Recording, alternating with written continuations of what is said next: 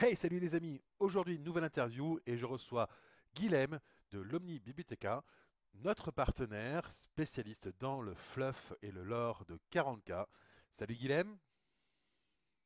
Bonjour à tous et merci à NetEpic pour cette invitation. Et de rien. Écoute, on va commencer assez simplement. Est-ce que tu peux te présenter rapidement? Alors, je m'appelle Guilhem, je suis donc le bibliothécaire général de l'Omnis Bibliotheca, un Wikipédia dédié à l'univers de Warhammer 40 000. Et donc, ça fait maintenant 4 années que je m'occupe de ce site avec mes collègues Krister et Trazin Infini. Nous sommes liés au site Warforum JDR. Ok, bah écoute, merci. Alors, petite question, mais comment est-ce que tu es rentré dans le hobby?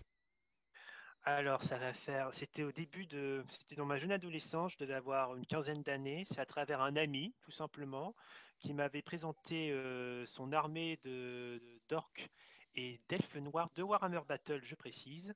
Et c'est donc à partir de là ensuite que j'ai très vite découvert Warhammer 40 000. Donc à l'origine, j'étais plus Warhammer Battle, mais très vite, vu que j'ai apprécié plus la science-fiction que l'heroic fantasy, j'ai plutôt apprécié 40K. C'est aussi à travers les orques. Ça peut être amusant parce qu'il m'avait présenté son armée de peau verte et il m'avait ensuite présenté leur version 40K. Alors pour ceux qui connaissent, en plus, ce sont deux factions qui se ressemblent énormément. Les peaux vertes de Battle et de 40K se ressemblent beaucoup. Donc j'ai découvert cela à travers les peaux vertes et j'ai tout de suite ensuite adopté une armée de nains parce que j'appréciais justement le côté la guerre entre ces deux factions. Ensuite, j'ai collectionné une armée de Blood Angels pendant quelques temps et j'avais joué donc avec mon ami et certains qui avaient aussi apprécié ce hobby. À noter aussi que j'ai très vite apprécié plus le côté lore que le côté purement wargame. Oui, effectivement, justement, qu'est-ce qui te plaît justement dans ce lore de 40K? Alors, alors déjà, moi j'aime beaucoup l'histoire tout simplement. Donc j'ai toujours apprécié les grandes références historiques qu'utilisait Games Workshop pour créer ces unités. Je pense notamment à la garde impériale, où là, il y a vraiment une référence des armées de différentes périodes, que ça va de l'époque victorienne en passant par les armées russes durant la Seconde Guerre mondiale. J'ai aussi apprécié, j'ai apprécié aussi tout ce qui est ce côté un peu religieux, le côté l'ambiance, l'architecture religieuse et notamment l'architecture gothique. Donc évidemment Warhammer 40K présentait justement tout un environnement inspiré directement de cette architecture. Et puis aussi, je me suis attaché à certains personnages et au fait que je trouvais que c'était le côté aussi sombre. Je m'explique. Comme beaucoup, j'ai joué à des jeux vidéo de science-fiction. J'ai beaucoup apprécié notamment l'univers de Star Wars. Et j'ai apprécié en fait le côté, par rapport à 40K, le côté, comment on pourrait exprimer ceci? Le côté où il n'y avait pas d'espoir. Il n'y avait pas ce côté manichéen, il y avait plus le côté ordre contre le chaos. À l'inverse de Star Wars, qui était clairement le bien, tout beau, tout blanc, face au mal, tout noir, tout méchant. Et Ouais, là c'est aussi, vrai que dans l'univers 40K, on cherche encore les gentils, hein. ah oui, totalement. Alors que dans d'autres univers, que ça soit Star Wars ou même des jeux de vidéo, je pense aussi Halo par exemple, j'ai joué pendant une période. Là, on était clairement dans un univers dit manichéen, où on avait justement le bien contre le mal. Là où sur 40K, il y avait aussi, c'était plutôt l'ordre contre le chaos. C'est aussi dans Warhammer 40K, même si j'aimais la science-fiction, j'appréciais le fait il y avait un petit côté heroic fantasy dans l'espace. Il y avait un côté presque Seigneur des Anneaux dans l'espace. On voyait des elfes, des orques, des humains, des chevaliers. Pratiquement, les Space Marines, c'est des chevaliers avec un flingue au lieu d'une épée, quoi, qu'ils ont quand même des épées tronçonneuses. C'est quand même plus sympa qu'un sabre laser, moi je dis. C'est clair, c'est Et plus donc, stylé. voilà, comme disaient mes camarades, parce que les sabres laser, c'est pas assez dégueulasse. Et donc, j'appréciais cette mise de contexte d'Heroic Fantasy dans un cadre de science-fiction, ce qui, à ma connaissance personnelle, on retrouve pas tant que ça. Il y a peut-être Star Wars à travers les Jedi, Mais bon, ça restait quand même surtout science-fiction plus qu'heroic fantasy.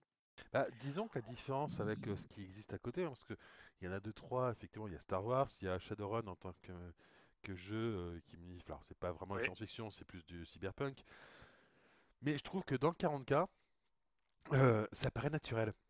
En fait, tu vois ce que je veux dire, ça paraît vraiment C'est une... naturel, alors que bah, sur Shadowrun, ça fait un peu limite artificiel l'inclusion des orques, des elfes et autres. Dans 40K, bah, ça passe, mais comme une lettre à la poste, on va dire. Et dans Star Wars, bah ouais, il y a effectivement un grand côté médiéval dedans, mais comme tu dis, c'est tellement caché par tout le reste bah, que si tu t'y intéresses pas profondément, tu le vois pas. Je suis d'accord, mais aussi dans Warhammer 40K par rapport à Star Wars, c'est la diversité. Alors, un mot, vous allez me dire un peu fourre-tout, mais je m'explique.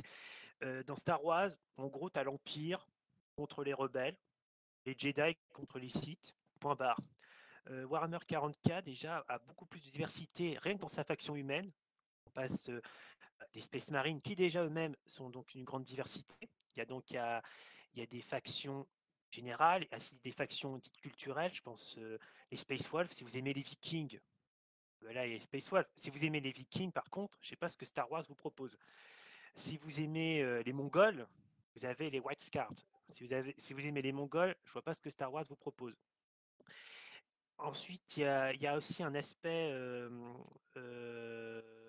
dans l'Imperium qu'on ne retrouve pas dans les autres factions de Star Wars, par exemple. C'est l'aspect à la fois religieux et l'aspect à la fois, moi que je préfère, mécanique, par exemple.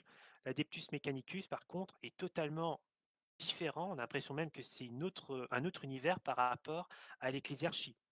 Donc, par exemple, tous ceux qui aiment le côté steampunk ou tous ceux qui aiment le côté un peu robot, mécanique, cyborg, on vous propose une faction totalement développée.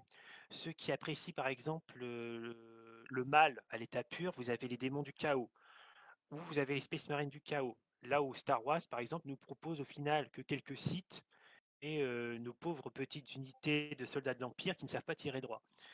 Et ensuite, vous avez les Xénos.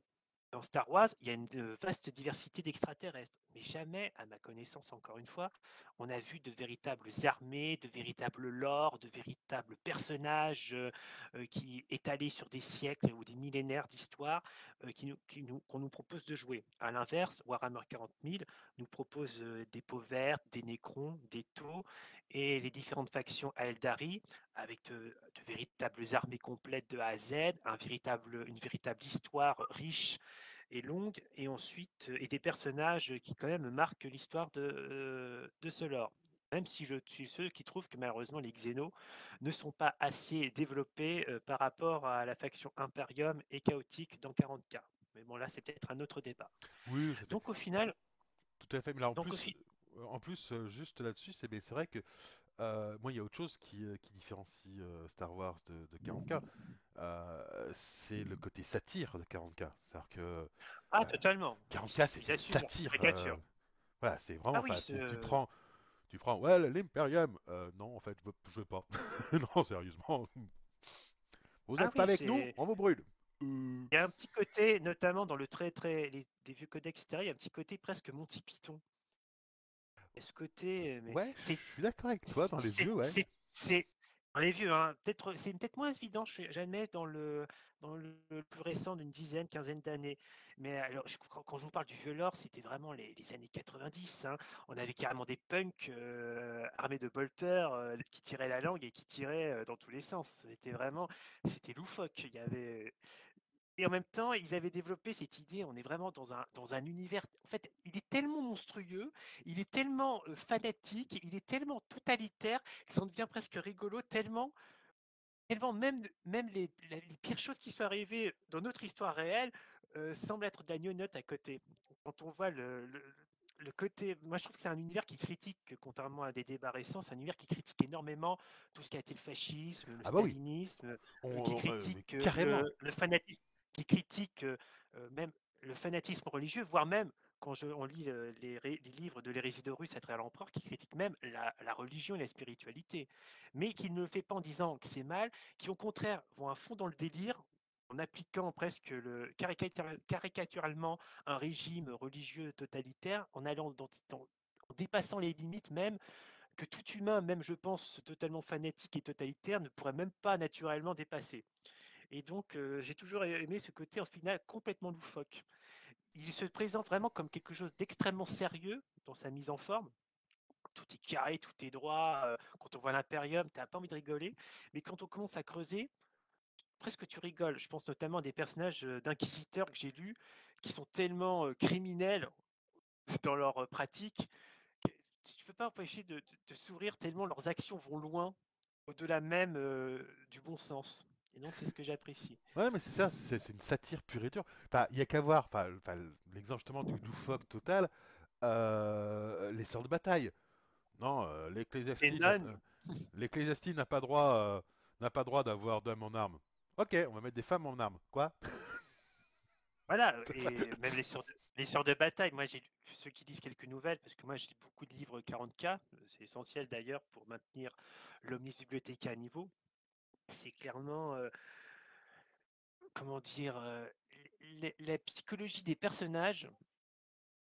En fait, on a l'impression que c'est même plus des humains, on dirait qu'il y a c'est une autre espèce, tellement ils vont loin dans leur délire. C'est aussi un univers qui propose aussi des richesses dans les batailles spatiales. Dans sa forme, des navires notamment, comme je te l'ai dit, j'apprécie l'histoire. Donc moi, quand je vois les vaisseaux de l'Imperium, évidemment, on pense tout de suite au combat qui avait eu lieu durant, je pense, 17e, 18e, 19e siècle. En plus, en plus, dans sa façon de faire la guerre. J'aime bien aussi le décalage entre la technologie de l'Imperium, qui parfois, comme par exemple les boucliers des vaisseaux, sont incroyablement développés, mais en même temps, ils ont perdu la technologie pour juste déplacer des canons, si bien que tout le monde doit tirer avec des cordes. c'est Ouais, c'est c'est énorme. ce côté, en fait, ce côté à la fois science-fiction et au final aussi heroic fantasy Moyen Âge. Aussi, c'est un univers, en fait, ils ont développé un univers qui fait que on peut créer nous-mêmes notre propre lore. On peut inventer, par exemple, on vit dans un monde au Moyen Âge avec des châteaux. En fait, c'est un monde de l'impérium. Ils vénèrent juste un dieu, un empereur dieu, comme on vénérait chez les chrétiens, musulmans, les juifs, un dieu unique. Et on pourrait faire débarquer un Space Marine là avec son vaisseau, son armure, dernier cri, ça passe, ça passerait. On pourrait faire des hommes préhistoriques dans un monde sauvage. On pourrait faire débarquer un prêtre de l'ecclésiarchie sur son vaisseau, ça passe. Donc en fait, je trouve qu'ils ont réussi à développer un univers où au final, ceux qui aiment la science-fiction seront ravis, ceux qui aiment la satire seront ravis, ceux qui aiment l'histoire et ceux que ce soit des périodes dites modernes ou des périodes moyenâgeuses seront ravis. Donc, et en plus, ils ont développé des races xéno intéressantes avec un véritable univers à eux. Voilà, quand vous lisez les Nécrons, les Taux, vraiment, on peut faire des histoires à part, détachées du reste de l'univers, et ça passe aussi. Oui, puis comme tu dis, effectivement, on peut vraiment. Enfin, l'univers est tellement vaste, parce que c'est une galaxie, in fine, hein, que tu peux finalement te dire bah tiens, moi je crée mon propre chapitre avec son histoire, je crée mon propre régiment de garde impériale, etc. Je vais créer mon big boss. Moi, c'est ce que j'ai fait, hein. J'ai un big boss qui est fanatique de thé. Depuis que quand il a bu du thé, là, il a gagné la bataille suivante. Bon, bah, du coup, le thé, ça fait gagner, hein. Ça rend plus fort. C'est typiquement orc, hein, voilà. Donc Oui, voilà. il a embarqué la mère et la gamine enfin la femme pour faire le thé et la gamine avec parce que bon voilà, il fallait pas séparer les deux, hein. Et donc du coup l'humaine fait le thé avant chaque bataille, tandis que t'as la gamine sur son épaule avec un boltor qui s'amuse à shooter tout ce qu'elle regarde. Attends, mais c'est Ouais.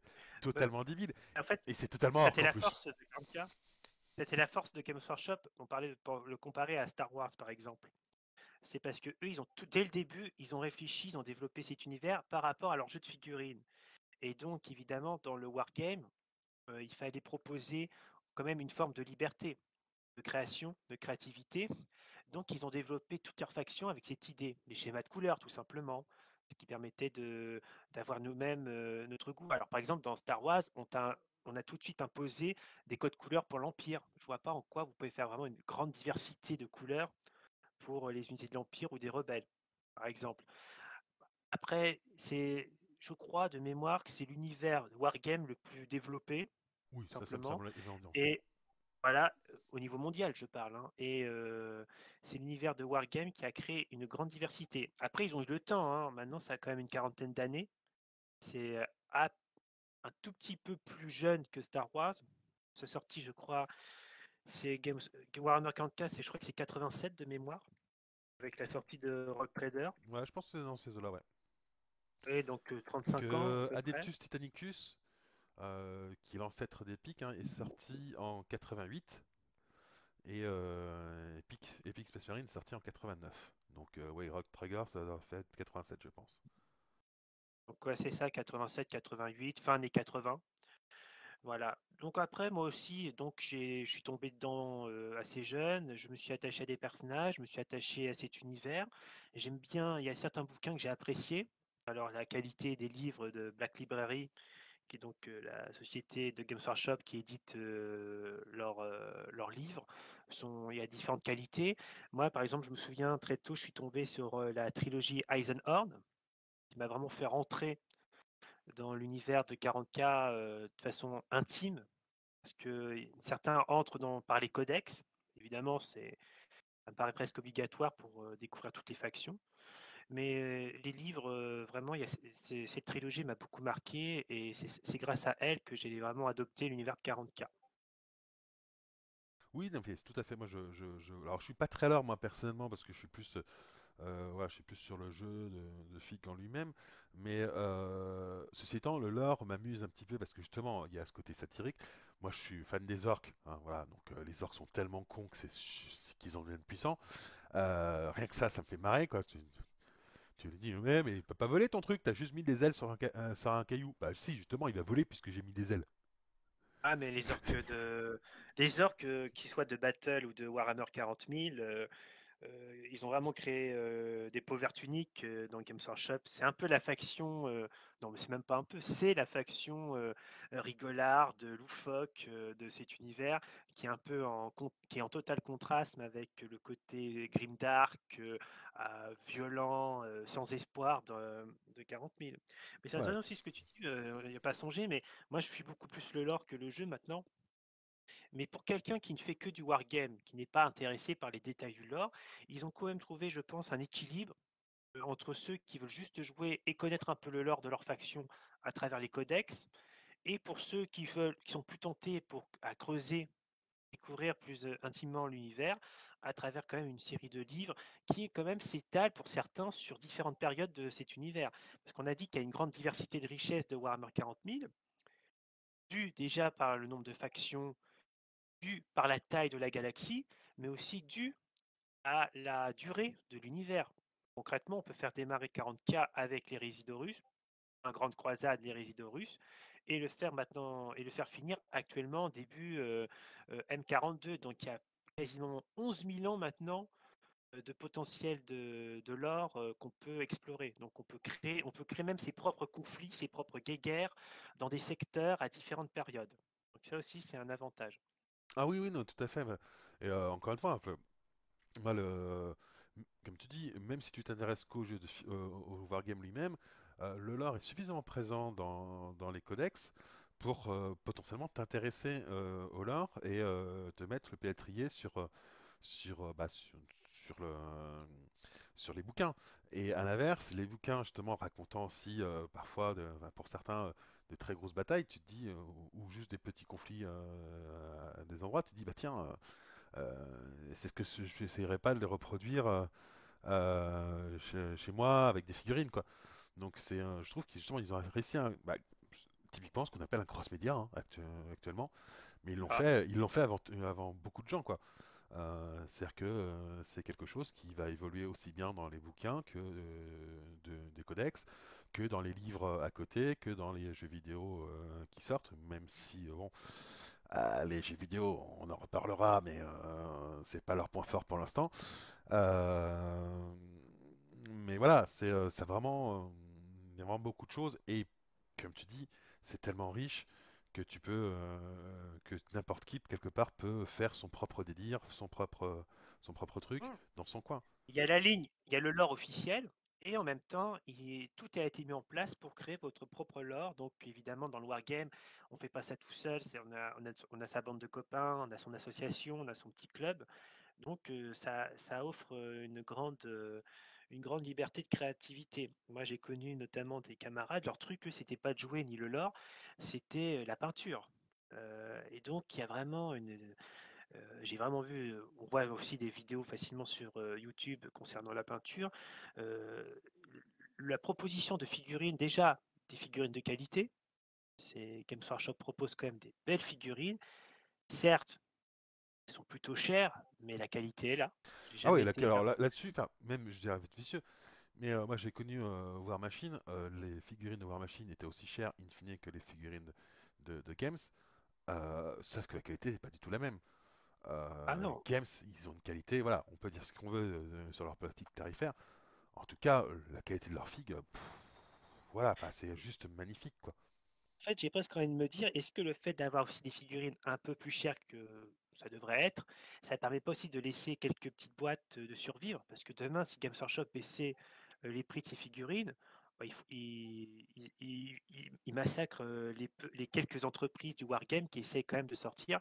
J'ai pas les chiffres en tête, mais Games Workshop domine en ce moment ce secteur de façon hégémonique, hein, ça, je pense. Ah oui, oui, tout à fait, je suis d'accord avec toi, effectivement, là. Ce qui fait la force des autres wargames, c'est... alors, il y en a certains qui vont jouer sur l'univers comme tous les jeux Star Wars, ou Marvel Crisis Protocol, hein, le dernier qui est sorti, et mais d'autres, ils vont jouer soit sur le système, soit sur le système de jeu, soit sur le prix, et généralement sur les deux, hein, d'ailleurs, hein. Parce qu'effectivement, si tu as un bon système mais que le prix est prohibitif, ben, tu vendras jamais rien. Voilà, donc effectivement, le fait que Games soit un peu cher, je pense que ça permet aussi certaines boîtes à côté de vivre, parce que justement, ils se proposent autre chose. Ouais, parfaitement, là, c'est de la pure économie, hein.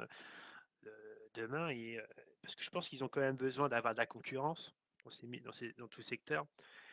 Mais demain, ils baissent les prix, je sais pas de combien, mais il y a certaines boîtes qui vont pas pouvoir suivre parce que je pense que certaines de ces boîtes ne survivent que parce qu'il y a des clients intéressés par le wargame qui seraient peut-être tentés d'acheter du Games Workshop, mais qui, face au prix, préfèrent se rabattre sur autre chose.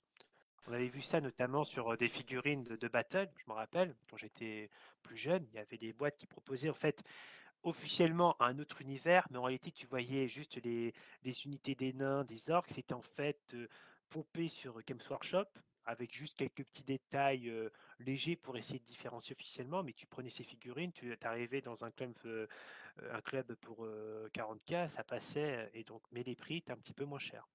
Ça permettait de faire suivre cette entreprise. Ah, et puis alors, j'avouerais que, en ce qui nous concerne, c'est bête à dire, mais le prix, c'est un facteur qui n'est pas négligeable pour NetEpic, parce qu'effectivement, bah, alors, il fut un temps où, il y a 4-5 ans encore, c'était très compliqué de s'y mettre parce que bah, tu n'avais pas de figues, enfin, tu avais beaucoup de mal à en trouver.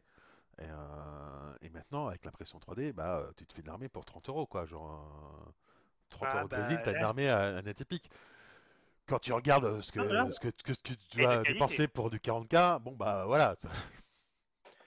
Oui, bah après, je pense que il y aura toujours des gens pour acheter leurs figurines. Parce que déjà, il y a des collectionneurs, tout simplement, j'en ai connu, hein. Il fallait qu'ils aient la dernière figurine sortie, hein, sur tel personnage ou telle unité. Après, je pense que Games Workshop maintenant est devenu c'est une boîte quand même avec beaucoup de moyens. Et je pense que là, depuis, on le voit de quelques années, ils essayent de se diversifier. Notamment, bah, on en parlera, tu l'as dit, mais il y aura sur les jeux vidéo. Et avec le potentiel qu'ils ont en plus, je comprends toujours pas comment ça se fait qu'on n'ait pas eu plus de jeux en termes de qualité, je parle, parce qu'ils ont fait en fait beaucoup de jeux. Il y a beaucoup de jeux vidéo qui sont sortis, mais c'est une question de qualité. Là, on Ouais, voit non, je qu'il y a suis quand d'accord. même Enfin, là-dessus, ouais. et les bouquins. Bon, alors là, ça marche bien. C'est une entreprise. Maintenant, les Black Library, j'ai pas la date en tête, mais ça fait de nombreuses années qu'ils existent. Ils ont quand même créé, je pense, une bonne clientèle. Moi, le premier. Et enfin, il y aura, il y aura sûrement des séries, des films. Parce que bon, si Star Wars arrive à faire des films, je vois pas en quoi 44 pourrait pas. Ouais, Le seule chose qui est un peu compliquée dans Warhammer 40 000, à mon sens, c'est de rentrer dans l'univers. Parce que c'est tellement dense en termes de factions, de personnages et sur la durée, que j'en ai connu certains, parfois, rentrer dedans, c'est un peu compliqué. Mais c'est pour ça que nous avons créé l'Omnis Bibliotheca à votre service pour pouvoir vous faciliter la tâche. bah, superbe transition, merci, parce qu'effectivement, ça fait déjà quelques temps qu'on papote. Elle va être encore super longue cette interview, c'est pas grave. Mais oui, effectivement, on est là pour ça, on est là pour parler de l'Omnibibliotheca, qui est un site que moi, bah, personnellement, j'adore, qu'on utilise effectivement avec l'équipe de NetEpic sur nos codex pour la partie fluff et la partie description des unités. Hein, voilà, on est en partenariat, donc on vient récupérer les textes chez vous, en renvoyant évidemment à chaque fois sur votre site, hein, parce qu'effectivement, bon, quand on en fait une page de présentation de fluff de chaque codex, donc on ne peut pas tout écrire. Donc fatalement, on renvoie près de chez vous et c'est un site qui a pour moi deux grosses forces. La première, c'est que c'est fait par des passionnés qui adorent le lore, qui du coup effectivement sont à fond dedans et on va voir le lore mis à jour très régulièrement. Voilà, un site qui est très complet. Et en plus, par rapport à d'autres sites, c'est pas simplement de la copie de ce qui est écrit dans les codex ou dans les bouquins. C'est réécrit en fait. Alors, pour l'Omnis Bibliotheca, c'est un site qui a été créé le 27 février 2018. Pour ceux qui connaissent, en fait, je faisais partie de l'équipe La Bibliothèque Impériale. La Bibliothèque Impériale, c'est un Wikipédia qui est dédié par contre à Warhammer Battle. Donc, je suis rentré dedans comme pour aider donc le bibliothécaire général de la Bibliothèque Impériale, Krister, que je salue au passage. Donc, après la fin des temps qui ont frappé cet univers en 2015-2016, on avait continué à travailler dessus parce qu'il y avait toujours du lore, il y avait toujours des traductions. Puis petit à petit, l'idée est venue aussi de faire Warhammer 40 000. On s'est dit au final, pourquoi pas, il y a plein de choses à dire. Donc en fait, c'est Bédénor. Bédénor, c'est donc, que je salue au passage aussi, c'est le chef suprême du War Forum JDR, donc, qui possède en fait la bibliothèque impériale et qui donc m'a proposé de devenir le bibliothécaire général de Warhammer 40 000. Je m'étais aussi proposé pour le faire. Et donc, le 27 février 2018, on a créé. Donc, on a dû commencer à se mettre au taf. Donc, évidemment, les sources, les codex, évidemment, mais pas que. Les livres de la Black Library, donc, apportent beaucoup d'informations, notamment pour les biographies de personnages. Évidemment, ça a été un de notre plus gros travail, ça a été les livres ou les codex ou les livres de règles qui n'ont jamais été traduits par Games Workshop. Donc on a fait un énorme travail de traduction. Je pense notamment au Horus Heresy Forge World, qui propose donc des batailles détaillées de cette période historique de Warhammer 40 000, mais aussi les unités, toute la liste d'unités 30K, les listes d'unités des légions Space Marine qui n'ont jamais été traduites officiellement. Et donc, à travers ces sources, on a structuré petit à petit en plusieurs grandes parties, en plusieurs catégories, l'Omnis Bibliotheca. Et donc, on a quand même mis, je dirais, pour l'essentiel, c'est-à-dire la découverte générale de l'univers pour les non-initiés, on a mis quand même au moins 2 ans, de bonnes années, pour proposer quelque chose qui permette à un non-initié de comprendre de façon générale les trois grandes catégories de factions, c'est-à-dire l'impérium de l'humanité, le chaos et les xénos, et ensuite les factions qui composent ces trois grandes catégories. On a ensuite fait une grande catégorie de biographie. Alors moi, c'est ma partie préférée. J'aime faire des bios très détaillés, parfois trop, me diront certains, mais bon, que voulez-vous, hein. On a choisi notre camp. Et la partie des batailles, parce qu'évidemment, c'est un univers où il n'y a que la guerre, donc qui dit guerre dit baston général. C'est quand même le moteur général de Warhammer 40 000. Et donc, on a fait beaucoup de traductions de bataille que vous retrouverez dans la page d'accueil de l'Omnis Bibliothéca. Voilà. Oui, et puis en plus, alors, le site est vraiment chouette, hein. Donc là, vous le voyez depuis le début de l'interview, hein, puisque bah, Guilhem n'a pas de caméra, donc j'ai préféré mettre le site plutôt que ma tête en gros plan, hein, parce que c'est pas forcément, voilà, c'est plus vendeur le site. Mais le site, ouais, il est bien fait, il y a la barre de recherche qui est super efficace.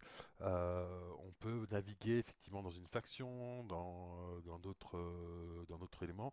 Et voilà, c'est quelque chose qui en plus visuellement, ça en jette. Voilà. Alors pour le visuel, je remercie Blacklisted Jack. C'est donc quelqu'un qui nous a demandé de voir s'il pouvait refaire justement toute la décoration, toute l'interface de l'Omis Bibliothéca. Et donc ça a été un succès. Je suis ravi des résultats. Donc c'est des mises en page beaucoup plus sombres. On avait avant des pages grises. Maintenant on a mis des pages beaucoup plus noires pour accentuer le côté grimdark. On essaie aussi de travailler plus sur des images dynamiques avec des schémas de couleurs afin de rendre le site plus agréable visuellement. Donc ça reste quand même le travail de mise en page est assez, non pas dur, mais il est assez long. Donc je remercie beaucoup pour tout ce qu'il a apporté pour le Miss Bibliothéca. Oui, ça c'est clair qu'effectivement, là, il y a un super rendu, quoi. Et ça clarifie beaucoup de choses. Enfin, voilà. Là, je sais qu'on est plusieurs justement, de notre côté à travailler sur les codex. Et c'est assez simple, hein, finalement, pour aller retrouver bah, la description de chaque unité, hein. Rien que ça, hein, c'est très très simple. Euh, voilà, donc c'est. Bah, c'était l'idée, hein. Mm, Donc évidemment, l'idée c'était, on est parti du principe, on va faire un site. C'est vraiment pour des gens. Alors si vous connaissez l'univers 40K, je pense que vous trouverez votre plaisir. Mais on réfléchit toujours. Celui qui va venir, ou celui ou celle qui va venir, il connaît rien. Voilà. Donc, il connaît rien à 40K, il veut découvrir. Donc, évidemment, on a proposé dès le début les factions de l'Imperium, les factions du Chaos et les factions des Xénos, parce que c'est à travers au final les factions que cet univers vit, c'est à travers les factions que le Wargame vit. On fait avant tout une armée de telle ou telle race, de telle ou telle faction. Et ensuite, on a subdivisé les catégories, donc l'armement, les véhicules, les titans, qui sont donc aussi des unités que vous pouvez collectionner pour votre armée. Et ensuite, on s'est amusé en, en faisant en fait un copier-coller pratiquement de la bibliothèque impériale avec des sous-catégories pour plus découvrir l'univers. Je pense aux bestiaires, par exemple, c'est-à-dire les différentes bestioles qui peuplent cet univers, les mutants, les psychers, qui sont aussi des éléments importants mais pas majeur, si vous voulez découvrir au tout début l'univers de 40K. On a aussi structuré en fait les chapitres de Space Marine pour proposer une catégorie spécifique les concernant, ainsi que les maisons de chevaliers qui soient loyalistes ou renégats. On a aussi fait un petit, et ça c'est le plaisir de Trazine, qui est aussi donc un des bibliothécaires qui nous a rejoint en cours de route, la partie Necromunda, Necromunda, qui est aussi justement un lore assez particulier dans 40K. Ça se passe dans l'univers de Warhammer, mais sur un monde ruche spécifique. C'est très vieux, je crois que c'est même né pratiquement au tout début de cet univers. Les premiers codex, les premiers livres de règles de Necromunda, ça doit être début années 90. voilà, c'est début des années 90. Facile, là Euh, j'ai plus la date précise, mais c'est dans cette zone-là. Et là, depuis, je sais plus, 4, 5, 6 ans, ils ont ressorti une version modernisée de Necromunda parce que ça avait été mis un peu de côté pendant 10-15 ans, hein, à ouais, vérifier. quand ils ont arrêté les jeux spécialistes, en gros, hein. Voilà, et puis là ils ont ressorti les Necromunda. Évidemment, c'était en anglais, donc il a fallu retraduire et restructurer. Donc vous avez cette partie-là. Après, on a aussi évidemment tout ce qui a été les personnages, les biographies. Donc, on est encore en train de bien les ranger selon leur catégorie leur appartenance de faction. Et enfin, pour ceux qui sont notamment pour le wargame, les listes d'armées, hein, essentielles, hein, pour avoir une idée de si vous jouez notamment, vous voulez vous lancer dans une armée de Warhammer 40K, mais vous savez pas trop ce que propose le contenu de ces armées. Vous aurez donc tout en bas du site la liste d'armées, vous cliquez dessus, et selon votre envie, vous n'avez qu'à regarder, et on a structuré selon le QG général, les unités de soutien, les véhicules, etc., unités spéciales. Vous aurez chacune de ces unités, vous cliquez dessus, et vous aurez un descriptif de ce qui compose cette unité. Ah, c'est super bien fait. Moi, j'avoue, je kiffe, hein. Alors, grosso modo, le partenariat qu'on a tous les deux date de mars 2021. Donc voilà, C'est ça. c'est quasiment un an. Euh, alors, on connaissait déjà l'Omni Bibliotheca, mais effectivement, on a pris contact avec toi juste après ton passage en live à Planeswar Game, effectivement, pour quelque part se dire, bah voilà, essayons de voir, avoir un partenariat, à pouvoir officiellement récupérer les textes de l'OB pour nos codex. Et voilà, et en profiter pour faire de la pub aussi pour l'OB, parce que voilà, le travail que vous faites est juste fabuleux. Voilà, et effectivement, je pense que c'est un partenariat qui est bénéfique aux deux, puisque nous, ça nous charge quand même de toute une partie réécriture de description d'unité et lore. Et après, ça met en avant votre travail qui est juste fabuleux, quoi. Et avec la sortie en plus des codex V2 qui sont beaucoup plus jolis et quasiment pro, hein, en termes de mise en page, voilà, il nous fallait quelque part un texte, enfin des textes qui soient à la hauteur. Euh, et donc, ceux de l'Omni Bibliotheca nous semblaient tout indiqués. Bah, c'est toujours un plaisir déjà aussi parce que faire vivre et relier la communauté francophone, je pense que c'est déjà une bonne chose, hein. Pourquoi faire ça dans notre petit coin? Nous, on sait très bien maintenant, parce qu'on a eu aussi des contacts, on est devenu serait devenu le site francophone, enfin le Wikipédia si vous préférez, le site d'information Warhammer 40K principal. Bon, après, on n'était que deux. Il y avait l'Omnis Bibliothéca et avant nous, il y avait le Lexicanum francophone. Mais aussi, donc, c'est aussi notre projet, c'était vraiment l'idée proposer, découvrir le lore, mais aussi que ceux qui apprécient, qui font du wargame, par exemple, je sais, hein, vous avez sûrement vu des gens qui ont débarqué, qui ne connaissaient pas forcément l'univers, mais qui étaient intéressés, proposer une source d'information centralisée pour tous, parce que si vous voulez acheter tous les codex, si vous voulez acheter tous les livres, vous allez vous ruiner. Donc on s'est dit, il faut qu'on crée un média francophone découverte et centralisé. Donc un peu comme on fait au final les Anglais. Je pense au wiki fandom des anglophones qui est plus ancien, hein, qui propose quand même 5 à 6 000 articles pour découvrir l'univers de Warhammer 40 000. J'ai aussi vu des sites espagnols ou russes qui avaient fait cette démarche. Et en fait, on s'est dit, on va faire la même chose, malgré le fait qu'il y avait à l'époque, il est vrai, le Lexicanum FR. Mais nous, on a voulu le faire dans notre version bibliothèque impériale. On voulait plus coloré, on voulait plus d'illustrations, des images, parce qu'on apprécie beaucoup les artworks. Il y a de très beaux artworks dans l'univers de Warhammer 40 000, hein. On met souvent, en cliquant sur les images, quand on peut, on met les liens vers les auteurs, hein. On les note, hein. On ne pille pas non plus comme des sauvages. Donc ça permet aussi, on a eu quelques auteurs de artwork qui nous ont remerciés, parce que parfois ça apportait indirectement des vues, des gens qui découvraient leur travail. On le voulait aussi plus facile à utiliser. Après, pour ceux qui connaissent les Lexicanum on trouvait, personnellement, moi et mes camarades qui ont lancé l'Omnis Bibliothécaire, on ne trouvait pas qu'il était pratique à utiliser. Notamment, par exemple, il y avait la pub. Nous, on n'utilise pas du tout de pub, hein. C'est un travail 100% bénévole. Il n'y a pas du tout le moindre. On ne gagne aucun revenu dessus, hein. On respecte la propriété intellectuelle de Games Workshop qui nous a rien demandé. Nous, on s'est lancé là-dessus. On cite bien la propriété intellectuelle, que ça soit celle de Games Workshop pour les textes. Parce que tu dis oui, j'ai fait des textes, mais mes sources principales, je ne les invente pas. Je vais les pomper sur les codex, les livres. Et parfois, on peut restructurer ou résumer les pages auxquelles on donne une information. Donc, c'était vraiment l'idée. Je précise aussi, tu dis, donc tu nous cites, hein, c'est très gentil, mais c'est totalement libre, hein. Si vous voulez utiliser nos articles, hein, c'est un Wikipédia, ils sont totalement accessibles. Il suffit de chercher un petit peu. Et si vous voulez les réutiliser pour faire vos propres codex, vos propres scénarios, n'hésitez pas, il n'y a aucun problème là-dessus. Oui, alors là, ça me semblait juste naturel, effectivement, de vous citer, parce que voilà, enfin, en gros, il y a Non, mais c'est très gentil, hein. une grosse partie de notre travail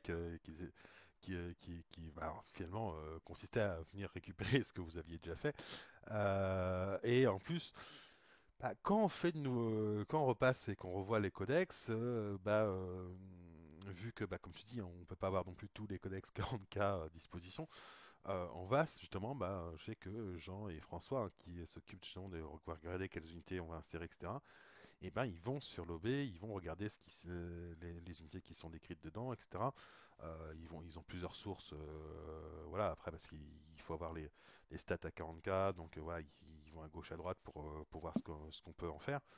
Mais voilà, mais effectivement l'OB est une des sources pour introduire les nouvelles unités au sein de nos codex. Donc voilà, c'est aussi ça, hein. Ouais. Quand je précise, on fait que du lore, hein. Il n'y a pas de règles, hein. Il n'y a pas les points des unités, etc. Donc, Oui, oui, c'est ça ne pour dites ça. C'est pour ça que je disais qu'on a plusieurs sources. C'est-à-dire pas. que Non, je sais. on a la partie Et justement j'ai eu lore sur. des gens. On a eu des gens parfois qui ont été contactés, oui, c'est quoi les points, etc. Nous, on fait pas ça. On n'est pas, vous jouerez pas à Warhammer 40 000 avec le Miss Bibliothéca. Ce n'est que, que des informations, c'est que du lore. Point barre. On ne met pas les, les capacités, les points de commandement, d'attaque, etc. Alors, je précise pour ceux qui auraient un doute. C'était pas du tout dans l'esprit de l'Omnis Bibliotheca, mais aussi ça évite des problèmes éventuels avec Games Workshop. On sait que c'est une entreprise qui protège avec férocité sa propriété intellectuelle, et donc c'est pas forcément le lore que Games Workshop cherche à contrôler, c'est évidemment c'est toutes les règles spéciales, c'est tous les points qui permettent de jouer à leurs unités. Oui, bah, C'est parce qu'à leur unité, c'est ce qu'ils vendent. C'est-à-dire que tu recopierais leur livre sur l'OB, ils râleraient.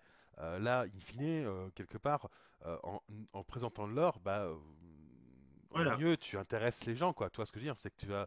Pour eux, Oh, c'est un bénéfice. on n'a jamais été contacté. On n'a jamais été contacté par Games Workshop, mais de ce que j'ai compris avec quelqu'un qui m'en avait parlé il y a quelques années, ils apprécient en réalité plutôt ce genre de choses du moment où leur propriété intellectuelle est citée, normal, c'est la loi de toute façon. Du moment qu'on n'ait pas les règles pour jouer au jeu, parce que là, en fait, ils font de l'argent là-dessus, sur la vente des figurines et sur la vente des règles. Après, par contre, un Wikipédia qui présente le lore général et en plus qui donne des liens, parce qu'on a mis des liens, vous verrez tout en bas de la page pour Games Workshop et leur site. Ça, en fait, c'est de la pub gratuite pour eux. Oui, tout à Ça fait. fait permet à des gens, voilà, des gens découvrent le lore. Ah, je l'aime bien, j'ai envie de me lancer là-dedans, j'ai envie de me faire, ah, j'aime bien cette faction. Hop, bah, je vais sur Games Workshop et là, j'achète les unités qui m'intéressent et Games Workshop n'a strictement rien fait pour attirer cette personne. Donc, on est vraiment, c'est de la pub en direct. Ah, oui, tout à fait. Et puis, alors, Games là-dessus, comme tu dis, bon, ils vont défendre ce qui leur rapporte de l'argent. Bah, je vois sur NetEpic, ils viennent pas nous embêter. Et pourtant, enfin, concrètement, hein, on réutilise leur propriété intellectuelle, même si effectivement on la cite pareil en début de livre à chaque fois. On utilise leurs unités, Ah, leurs mais valeurs, etc. Sauf que, bah, ouais, vous faites vivre leur marque aussi. C'est vivant, c'est ça. ça Et crée puis, de la dynamique, de la ils créativité. font pas de simili-mètres. Tu vois ce que je veux dire? Donc, voilà, je pense que le jour où ils ressortent effectivement Epic en entier, bon bah là ils vont venir nous voir sans doute et nous dire vous êtes gentil, mais ouais, voilà. Ce qui serait logique hein, quelque part, hein, puisqu'on leur ferait directement concurrence sur leur propre univers. Là effectivement ils font pas de simili-mètres, donc on leur fait pas de concurrence. Voilà. Et au pire, pareil, on va drainer des gens dans leur univers qui peuvent potentiellement derrière bah, acheter leurs bouquins, acheter se mettre à 40K, se mettre à d'autres jeux, etc. Donc voilà, pour eux, quelque part, c'est Je du vais, bénéfice. je vais donner un exemple tout bête. Quand Warhammer Total War est sorti, le premier, je parle, en 2016, le deuxième est sorti fin 2017, on a vu évidemment sur la bibliothèque impériale une explosion des visites, parce qu'évidemment, il y a des gens qui ont acheté ce jeu qui connaissaient rien à Warhammer, ou très peu, et donc évidemment, ils ont tout de suite vu sur leur jeu, ils ont fait un personnage légendaire, ils ont vu, donc ils se sont dit c'est qui celui-là, donc on va taper sa bio. Donc ils sont allés sur la bibliothèque impériale parce qu'on était le site francophone numéro un pour Warhammer Battle. Et ce que je dis, hein, c'était sûrement la même chose pour les sites anglophones ou les sites hispanophones ou russophones, qui sont quand même les grosses communautés linguistiques de Warhammer. Et on se doute bien que si demain il y a un jeu Warhammer 40K qui marche, on aura, on aura une visite plus importante sur le Mus Bibliotheca, parce que maintenant on est assez bien référencé sur Google. Et donc, les gens vont apprécier le jeu, on a vu ça avec Battle, vont aller voir un wiki qui permet de développer un peu plus ce que le jeu ne propose pas, donc des unités, une race, une faction, une sous-faction, et ensuite ont voulu se lancer dans les figurines. Notamment des youtubeurs qui font du Warhammer Total War, je les écoutais. C'était des youtubeurs anglophones qui ont expliqué qu'ils ont découvert Warhammer grâce au jeu et qui se sont lancés dans le wargame, eux et certains de leurs abonnés, grâce à ça. Et qu'ils ont aussi développé leurs connaissances sur les Wikipédia qui offrent des informations. Donc tout cela a permis au final à Games Workshop de gagner des clients sans rien faire. Oui, tout à Donc fait. voilà. Là, ils ont une bonne stratégie cross-média là-dessus, hein, qui est pas mal. Il reste plus qu'effectivement à ce que les jeux vidéo, parlons-en, ne se contentent pas des Total War parce que effectivement les autres sont souvent, enfin très souvent malheureusement, pas à la hauteur des attentes. Euh, Alors, Warhammer Battle, ils ont eu évidemment le Total War, qui est le succès que nous connaissons. Et pour ceux qui ne connaissent pas, je les conseille. Hein, c'est vraiment un très grand respect du lore, de l'ambiance générale. Quand je suis allé sur le jeu, je me suis dit, ah ouais, ça c'est Warhammer comme je l'imaginais. Ce côté un peu inquiétant, sombre et dégueulasse, cet heroic fantasy assez flippant, et l'esprit des factions qui est très bien retranscrit dans leur jeu. Et ils ont eu aussi Vermintide, le 1 et le 2 en battle, qui a aussi eu son petit succès. J'y ai joué, j'avais apprécié. Il y avait un bon travail artistique et un respect du lore. De toute façon, Games Workshop, ils sont très tatillons sur leur univers. Ils sont connus pour super bien surveiller, voire même parfois un peu trop leur univers. L'avantage quand même, c'est que ça a permis une cohérence. Je trouve que ça restait assez cohérent. Parce qu'on sait que quand oui, tu oui, oui, tout à fait. Bah, étales un truc sur 40 ans avec divers auteurs, différents médias, ça peut très vite partir dans tous les sens. Bah, Star Alors Wars. que, Star Wars, excuse-moi, c'est ça, hein, c'est pour reprendre bah, Star Wars. Je sais que beaucoup disent ouais, mais pourquoi Disney n'a pas repris le Legend? Mais dans Legend, il y a de tout et il y a tout, hein, et n'importe quoi, hein. Il y a aussi bien des auteurs qui ont respecté ouais, quelque part l'univers que d'autres qui sont on partis a dans des lu, délires. hein, Et puis même, même en respectant l'univers, je sais pas combien de fois l'empereur est mort dans le Legend. Mais un certain nombre de fois. Dark Maul est revenu je ne sais combien de fois aussi. Enfin voilà, à un moment donné, tu te dis, ouais, ah, enfin voilà, si t'as pas quelqu'un, et ça c'est quelque part la force de Games, hein, c'est qu'effectivement, certes, ils contrôlent énormément leur univers, mais du coup, bah, vu que tout passe par eux, il y a une cohérence d'ensemble. Voilà. une Et, chose ensemble. Alors il y a toujours, je suis sûr qu'il y en a certains, ils vont me mettre dans les commentaires, vont trouver la coquille, ou parfois le personnage qui a parfois deux personnalités, c'est vrai. Mais dans la grande ligne générale, pour l'instant, ayant lu beaucoup de livres suivant l'univers, j'ai pas été profondément choqué par telle ou telle évolution. On reste dans un univers qui reste contrôlé. c'est Voilà, ça, parce qu'il y a eu qui tous les reste débats cohérent qui sont associés.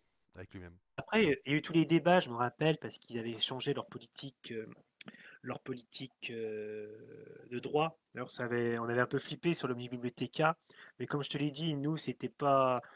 Je pense qu'ils nous captent pas, et puis au pire, s'ils nous captent, on leur fait plus de pub, on leur fait plus de bien que de mal. En plus, on a traduit en français un paquet de bouquins qu'ils n'ont jamais traduits, on leur a mâché le travail, donc, voilà, on va leur demander un salaire à ce rythme-là.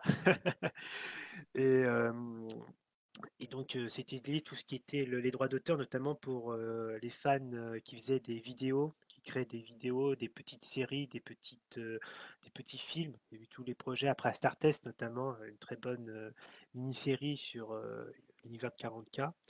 Mais après, nous, on n'a jamais rien eu. Mais après, certains ont critiqué le fait qu'ils veulent contrôler. Premièrement, ils ont le droit, c'est leur propriété intellectuelle, hein, déjà. Bon. Et ensuite, bah, ça permet aussi de faire en sorte que n'importe qui ne fait pas n'importe quoi avec leur personnage, parce que à travers leur lore, c'est une clientèle potentielle qu'ils peuvent trouver. Donc, on ne peut pas présenter aussi n'importe comment l'univers. Donc, je peux comprendre aussi qu'ils veulent conserver un minimum de contrôle.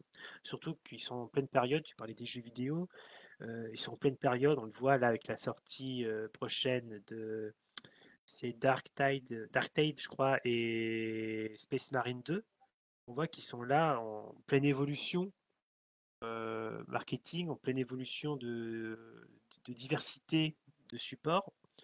Je pense que c'est un univers là qui va connaître, qui connaît déjà un âge d'or, puisque en réalité jamais Games Workshop s'est aussi bien tenu financièrement, donc c'est-à-dire que jamais ils ont aussi bien vendu, jamais les bouquins n'ont aussi bien marché.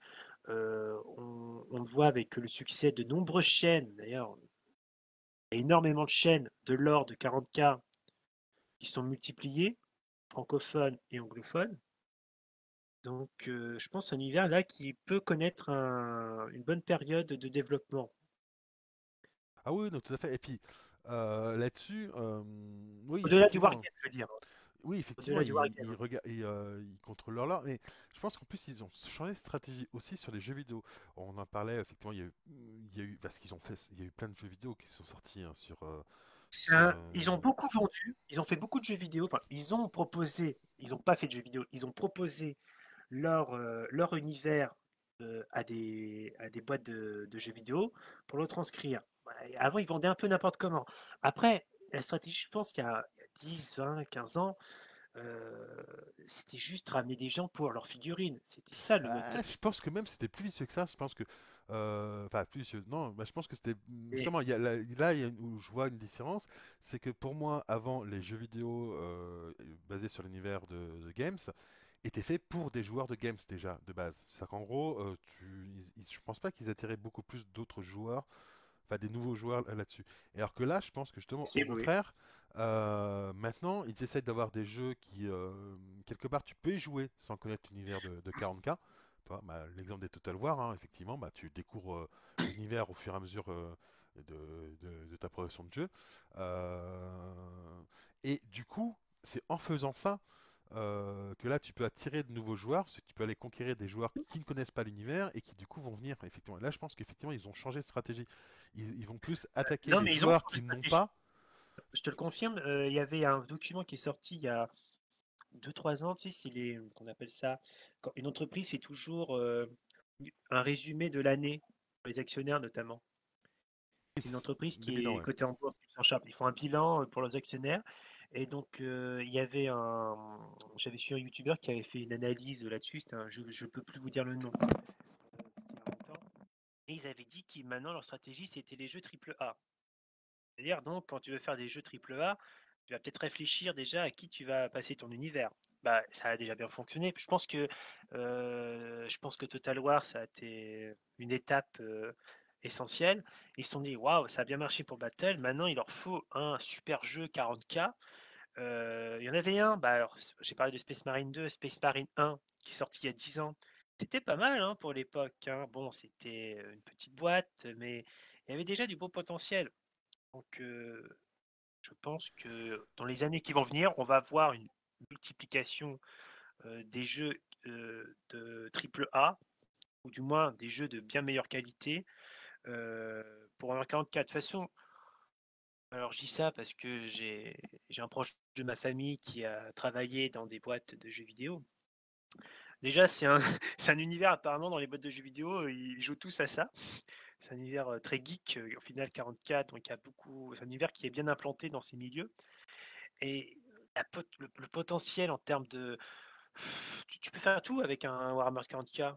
Tu peux tout faire. Tu peux faire un jeu de stratégie, tu peux faire un jeu à la troisième personne, tu peux même faire un MMORPG, hein, enfin, tu peux tout faire. Et la diversité, encore une fois, comme on en parlait au début de vidéo, que nous propose Warhammer 40 000, et je pense aussi une grande force dans les milieux des jeux vidéo et même des séries ou des films. Tu peux faire des ambiances totalement différentes. Quand Oui, tu alors vois là, la c'est clair, des menus, sur les films ou les séries, ils pourraient faire des trucs aussi bien un western un truc genre à du la Band of steampunk, Brothers, du steampunk, une guerre des gangs, un truc d'enquête voilà, des enquêtes de l'Inquisition, enfin bref, voilà, ils peuvent vraiment. de la baston pure, un monde des extraterrestres, vraiment, c'est la diversité de cet univers pourrait très bien s'adapter pour des jeux vidéo et pour des séries. D'où par contre l'avantage d'avoir des Wikipédia dans un avenir plus ou moins proche, parce que par contre, c'est tellement vaste et profond que quand tu rentres dans l'univers et que tu connais rien, je pense qu'il y en a certains, ils vont se dire: «Oh putain, c'est quoi tout ça? C'est Ouais, qui eux? Je comprends rien». Parce que si tu commences à tout expliquer dans ton jeu vidéo et dans ta série, je crois que ça va durer très longtemps. Mais de toute ouais, façon, on l'a tous fait, c'est ça. hein. Ouais, je pense que en fait c'est ça qui leur manquait pour le moment, qu'ils sont en train de corriger, c'est in fine d'être capable de proposer un jeu vidéo, une série, un film où tu peux y rentrer sans connaître l'univers. C'est-à-dire qu'en fait, quelque part, ça se concentre sur un petit bout, hein, voilà, sur un petit truc, où tu n'as pas besoin d'expliquer l'exemple du premier Space Marine, et c'est là où je pense qu'ils aient fait une erreur stratégique, c'est que si tu jouais à Space Marine, le premier donc jeu vidéo, la FPS, sans connaître l'univers, tu comprenais pas trop ce qui se passait, c'était quoi les orques, etc. Et je pense qu'effectivement, alors que tu n'avais pas d'interaction que ça, toi, tu pouvais les amener au début, au fur et à mesure, toi, progressivement, et puis oui, faire un petit passage, une petite cinématique qui explique voilà, enfin, qui explique deux, trois trucs, sans rentrer forcément dans tous les détails. Je pense que dans une série, c'est pareil, tu peux prendre le temps de te poser, de présenter tes personnages et de présenter l'ambiance, etc. Voilà. Moi, un bon exemple chez Star Wars, c'est le Mandalorian. Le Mandalorian, tu regardes la série sans connaître Star Wars, bah, tu peux l'apprécier sans aucun problème. T'as pas besoin de Oui, connaître. parce que les séries ou les films, ce sont des supports qui te permettent, on t'introduit dans un univers, et petit à petit, au fil du récit, tu peux expliquer qu'est-ce qui s'est passé, c'est quoi ci, c'est quoi ça, pendant deux trois minutes. Et après, libre à toi d'aller fouiller un petit peu plus pour si ça t'intéresse. Mais je pense, bah là, de toute façon, ils sont en discussion apparemment depuis maintenant deux trois ans pour faire une série Eisenhorn. Alors, comme je redisais au début, c'est marrant parce que moi, au final, je suis vraiment rentré dedans par cette trilogie. Donc je pense que. Alors moi, c'était surtout le 1, hein. C'était le combien le 1? Eisenhorn, je crois que c'était Xeno, Ortho Xeno.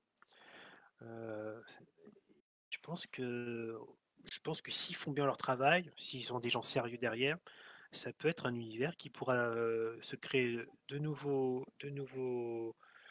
fans et aussi qui permettra au fil du temps de développer cet univers.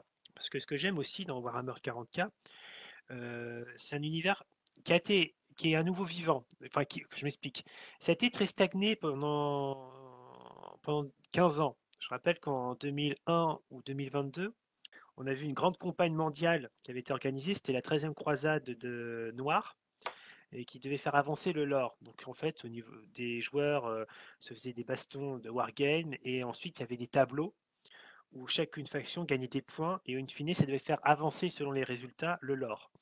Et ensuite, ça avait fini avec Abaddon qui fonçait sur le monde de Cadia. Et ensuite, pendant 15 ans, rien. On est resté bloqué sur cet événement en M41 999 et il s'était rien passé. Même si nuance importante, il y a eu quand même la sortie des livres Hérésidorus à partir de 2006, pardon. Mais aujourd'hui, je trouve il est beaucoup plus, il est devenu très dynamique. Les derniers livres qui sortent sur Warhammer 40K font avancer le lore, et pas qu'un peu. Et je pense même que ça a permis de développer des sous-factions qu'on connaissait depuis des années, mais qu'on n'avait pas vraiment, on ne pouvait pas vraiment jouer. Je pense des derniers codex qui étaient sortis sur les Thousand Sun Hmm. ou la Death Guard, il y a encore Le trois Custodes. quatre ans, les Custodes, euh, les Sœurs de Bataille. C'était toujours une espèce de demi-faction pas très claire avec un mini codex qui était sur un White Dwarf. On a eu un vrai codex Sœurs de Bataille à partir de la V8. On a eu aussi l'Adeptus Mechanicus. Alors moi, je suis un fan du Mechanicus. D'ailleurs, c'est pour ça que j'ai mis un technoprète devant l'Omnis Bibliotheca et que je joue le rôle d'un technoprète Mechanicus. On ne pouvait pas jouer de Mechanicus avant la V7. Le premier codex Mechanicus. Il y avait Codex Mechanicus et Codex Skitari. C'était la V7 avec enfin un développement des unités. Donc il y a un véritable développement des sous-factions de 40K qui ont apporté encore plus de richesse. Et cette richesse aussi, c'est pour ça qu'il y a un gros suivi sur Miss Bibliothéca, c'est parce que il est vivant et on doit toujours le maintenir à jour. Donc nous, ça nous force au sein du site à toujours suivre l'actualité, à toujours recompléter des pages, parce qu'il y a toujours un lore en plein développement. Et cette richesse, on cherche aussi à retransmettre le plus vite possible cette nouvelle richesse dans notre site, parce qu'on sait aussi que c'est à travers cela que de nombreux jeunes futurs consommateurs de figurines vont découvrir l'univers. Alors, on n'est pas là pour faire vendre, hein, comme je disais, mais après, moi, vu que j'apprécie l'univers de Warhammer 40K, j'ai intérêt à ce que Games Workshop se porte bien.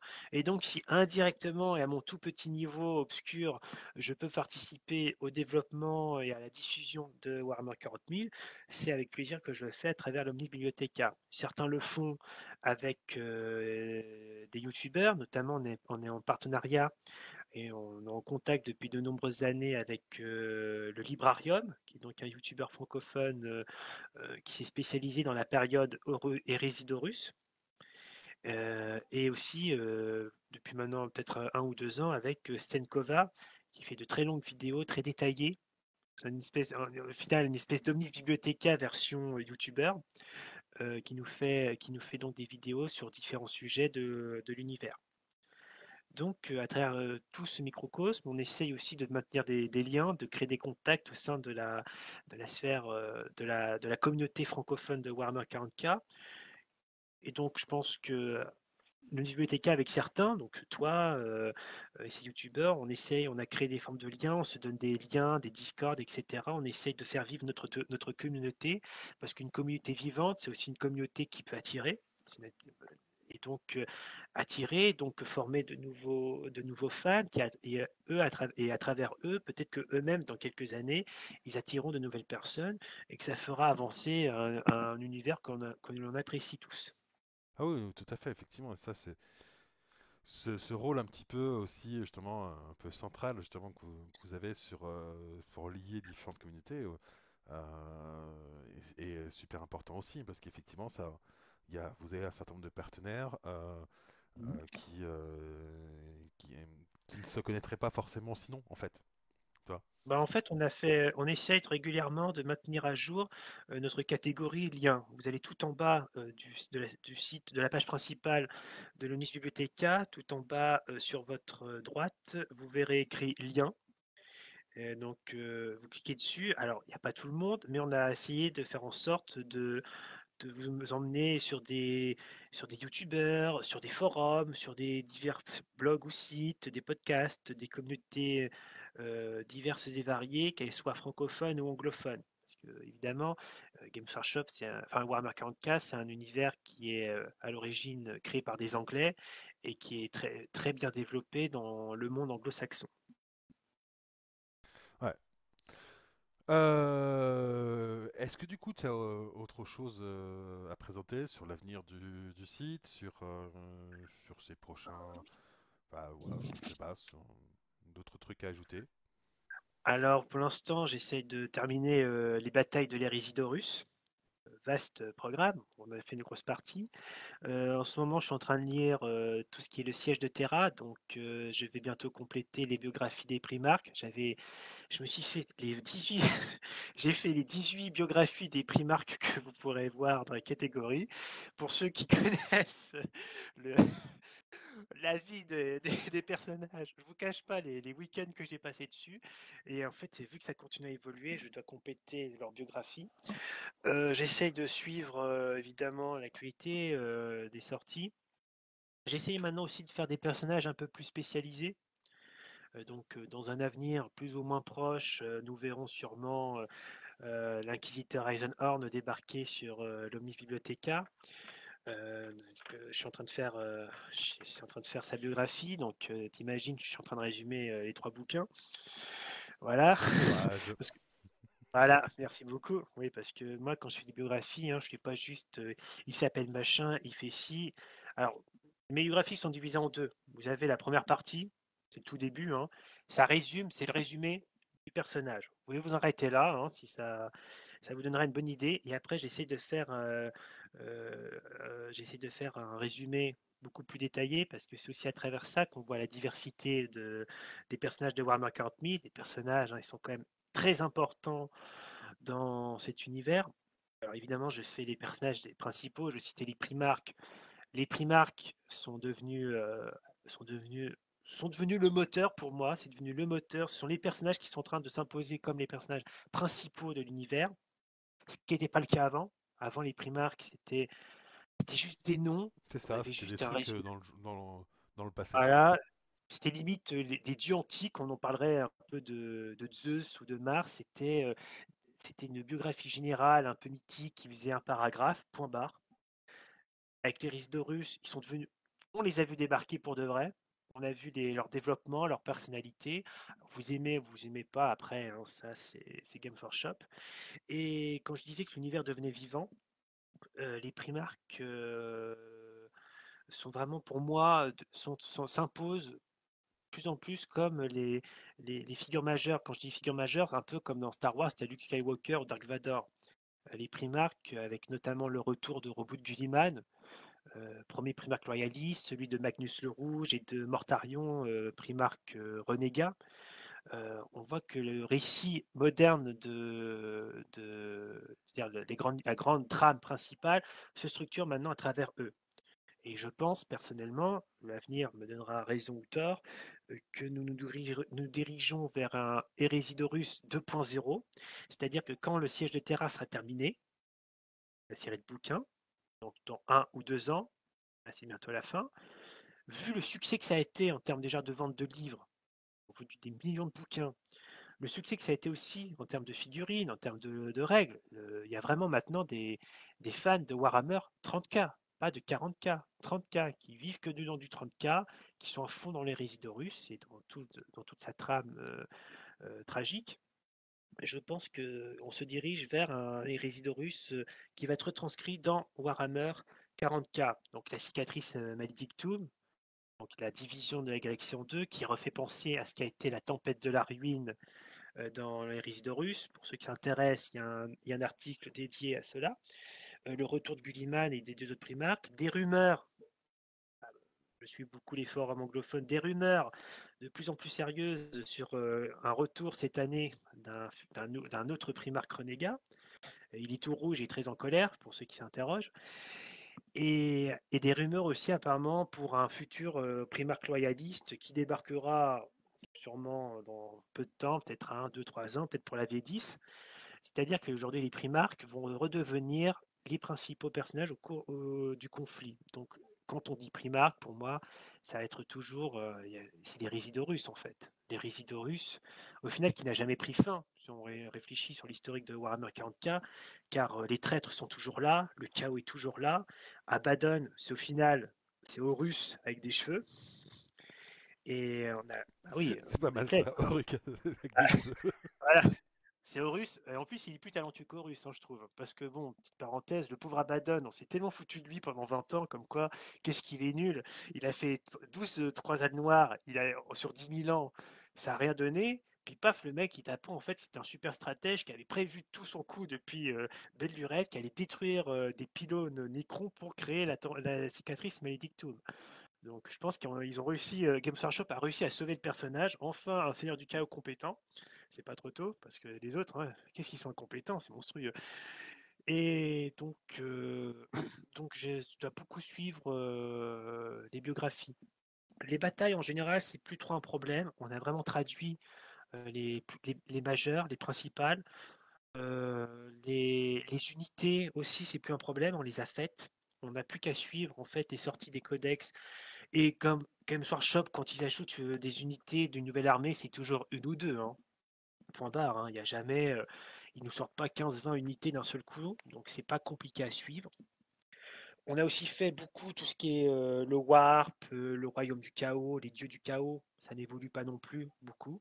Donc aujourd'hui, le Miss Bibliotheca, ça va être surtout, certes, on va continuer à faire des traductions, hein, il y a tellement à faire, mais ça va être un suivi des bibliographies, et on va essayer un petit peu maintenant de creuser sur des périodes un peu plus importantes. Donc là, moi, j'ai le projet de Eisenhorn, cette période de Eisenhorn qui est quand même une période, un personnage déjà très charismatique, un personnage majeur pour ceux qui sont amoureux de Warhammer 40K.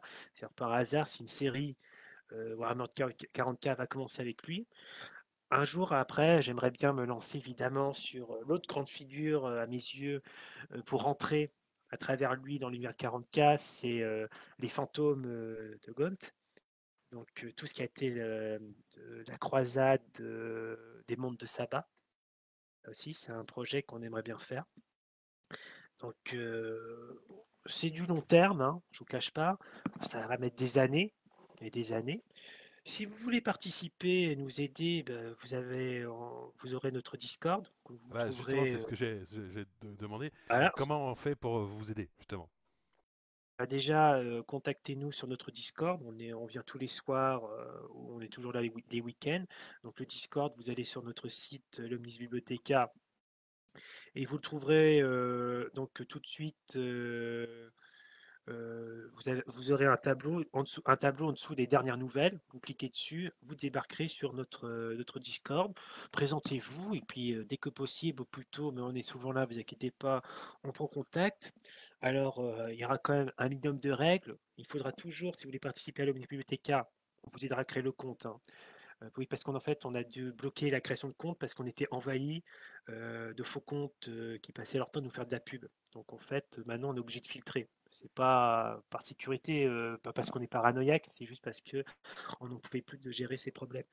Il y aura quand même des règles. Évidemment, la courtoisie, on est une communauté sympa, hein, on aime bien discuter et se déconner. Les sources, on est à fond sur les sources. Je veux la source. Voilà, on n'est pas là pour créer, on n'est pas un site pour créer notre propre lore. Donc il faudra toujours être sourcé. Si vous aimez la traduction, alors là c'est tapis rouge, il y a tellement de choses à traduire que croyez-moi, vous aurez du boulot pour 10 ans. Oui, Voilà. on connaît le problème. Après, voilà. Nous, on a un problème inverse, qu'il faut qu'on traduise du français à l'anglais.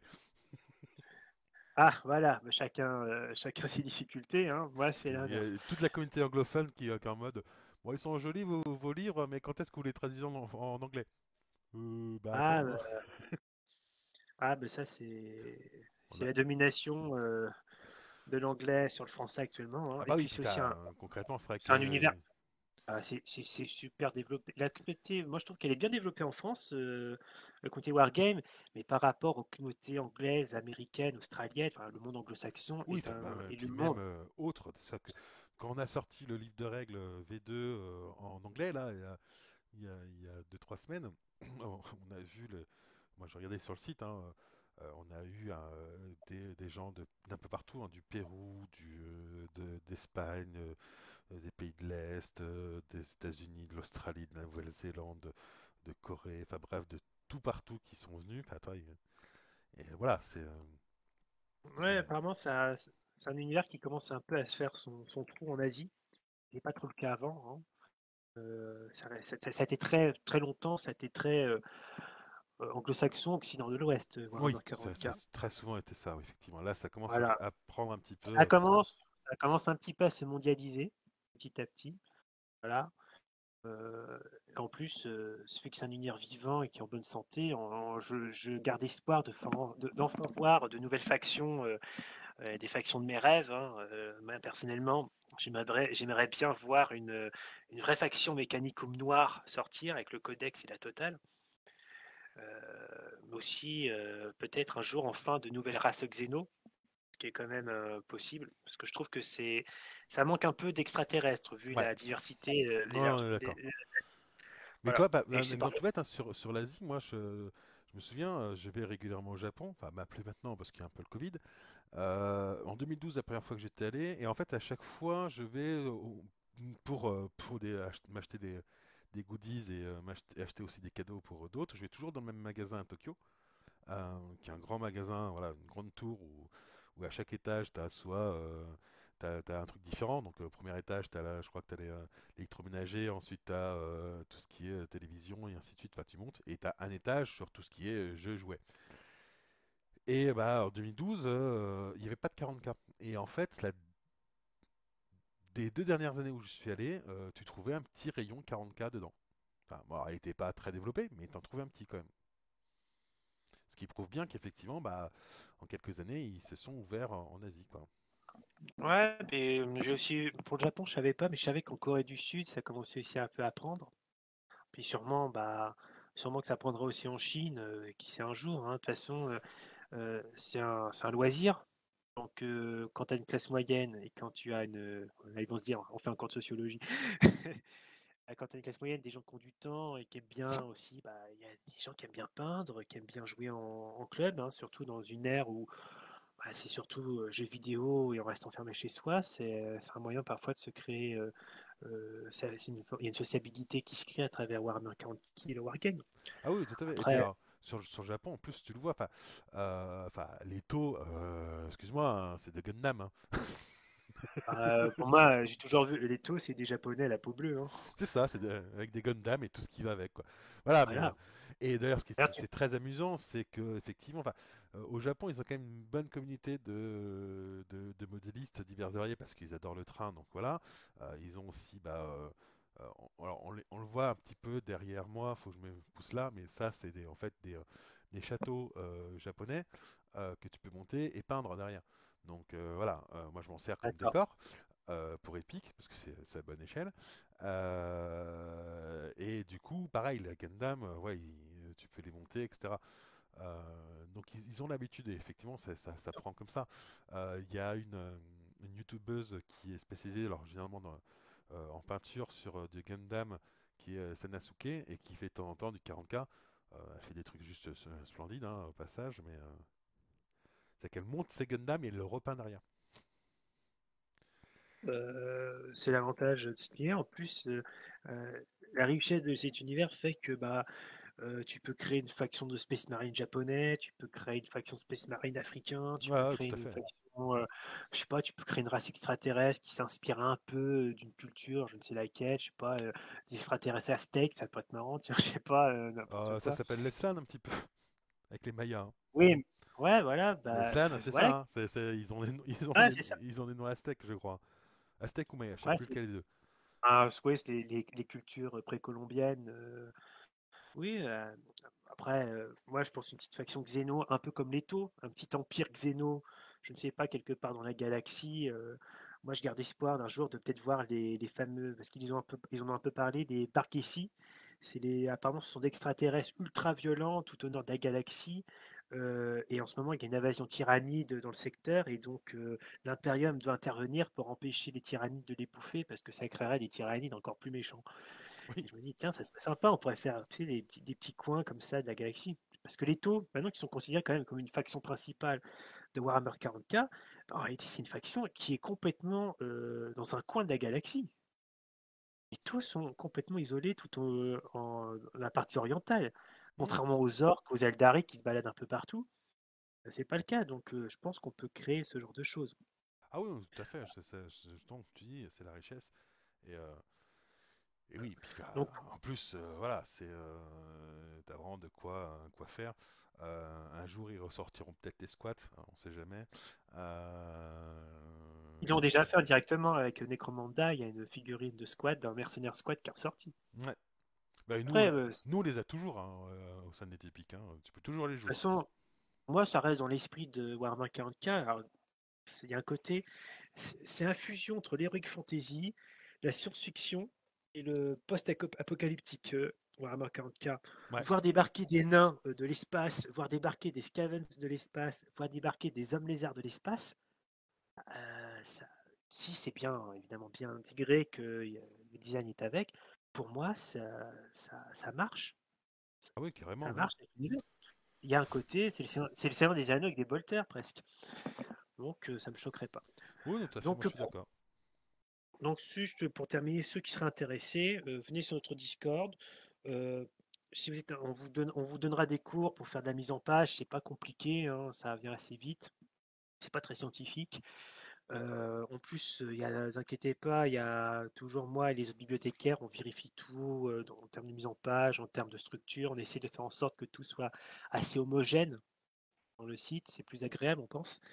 Et si vous êtes intéressé, parce que je sais pas, vous avez des bouquins, vous avez lu un livre et que vous voulez le résumer ou apporter des petits détails sur un sujet particulier, du moment que vous avez la référence, il n'y a pas de problème. Nous, c'est notre seule exigence, la référence. On va être sûr que ça soit bien une source officielle. Voilà, on ne crée pas de l'or, on n'est pas là pour inventer, on n'est pas là pour faire de la théorie. C'est la seule chose. Parce qu'on estime qu'on est là pour proposer le lore de Warhammer 40K à nos lecteurs et à nos lectrices. Et on essaie d'avoir quand même l'engagement que ce que vous lisez, ce sont quand même des choses officialisées par Games Workshop et leurs divers médias. C'est la seule chose que je préciserai. Voilà. Ok, même écoute, merci. Est-ce que tu as quelque chose d'autre à rajouter? Là, non. Écoute, Voilà. Je vous remercie. merci en tout cas, Guilhem, pour l'interview, pour tout le travail que vous faites. Donc, de toute façon, les liens vers l'OB, vers leur Discord seront en description, évidemment. Hein. Euh, N'hésitez vraiment pas à aller voir leur site, à leur donner un coup de main si vous pouvez. C'est vraiment un travail qui est formidable et qui mérite d'être soutenu. Euh, voilà, et bah, écoute, merci encore à toi, Ce fut un plaisir. Merci beaucoup pour l'invitation. mais de rien. Bah, écoutez les amis, si la vidéo vous a plu, n'hésitez pas à la partager, à la commenter, à la liker, à vous abonner. Et sur ce, je vous dis à plus les amis. Ciao. Merci à tous nos partenaires, Gore Factory, Trail Under the Bridge, Krang War Game, Hachatan Six Studio, Iliada Games Studio, le magasin Ragnarok à Foix et le magasin La Taverne du Gobelin Farci à Saint-Étienne. Pour bénéficier de réductions chez nos partenaires, rejoignez l'association NetEpic. Tous les liens en description.